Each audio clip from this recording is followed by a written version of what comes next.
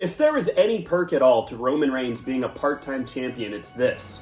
We only have to sit through that 10-minute long entrance maybe a couple times a month. Seriously, think about it. Between the Rock and Roman Reigns entrances, the unnecessarily long promo that I think took longer than it took Ric Flair to walk down the ramp on Dynamite to save Sting, and the blackouts that were happening on SmackDown during that promo, the big takeaway was this.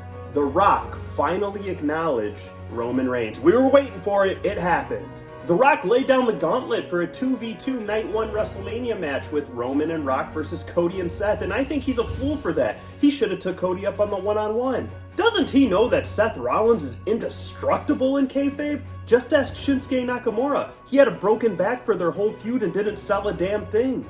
But we're finally getting somewhere here, and The Rock was getting a lot of cheers up until he acknowledged Roman Reigns. Maybe being a lackey, maybe being a number 2 is finally what the Great One needs to get that heel heat he had 21 years ago.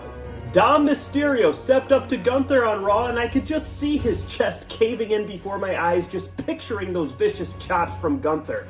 Don't get me wrong, I'm not saying Dom is a wimp, but if Gunther was his father instead of Rey Mysterio, or Eddie Guerrero for that matter, I don't think he would be a convicted felon, I'll just say that. A lot of challengers have been throwing their name in the hat towards Gunther, and I think we're headed towards some kind of multi-man match at WrestleMania, one that I don't see Gunther losing, by the way. But I can't help but think with Dom in a multi-man match for the IC title, how many Dominic Mysterios do you think it would take to bring down Gunther? I would say at least 4 or 5. Look, say what you will about Dom Mysterio, but the man has cojones. You wouldn't catch me stepping up to Gunther. I don't care what title he has. I don't care how much you're paying me. I am not getting in a ring with that man. I'll be the first to say it. Our Rhea Ripley versus Becky Lynch feud is off to a shaky start.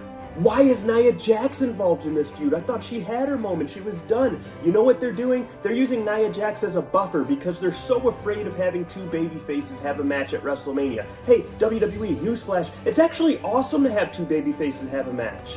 They're not afraid to let heels have matches or confrontations with each other. We just saw that with the Judgment Day and Imperium. Rhea, although affiliated with Judgment Day, is not going to get booed.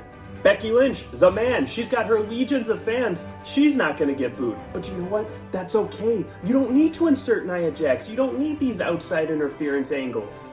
All you're doing by inserting Nia Jax into this feud is putting that main event match in jeopardy because she may injure one of these 2. Maybe I'm being a jerk, I'm getting ahead of myself, I'm talking about things I don't know anything about. I get it, okay? Trust me, I do. I just think we're missing out on some beautiful storytelling that can be told with just the 2 of them, Rhea and Becky Lynch, maybe with Dom Mysterio in the mix, but we don't need some outside interference from different women on the roster to try to get heat in a match that doesn't really need it because you have 2 bona fide stars and that's the attraction. There doesn't need to be a good guy and a bad guy. Revolution is tonight as I'm recording it. We will break that down on next week's edition of the Main Event Minute. Here's to Sting though. What a great legendary career. I can't believe this is finally the end. It's been a long time coming, one would say, but you can't overstate the amount of importance Sting has had to that company, AEW, starting up into Darby Allin's career. I can't wait to see what's in store for us, and man, here's to you, Icon. For your Main Event Minute, this is the Macho Man, Randy Savage, signing off. Until next time, guys, enjoy Revolution.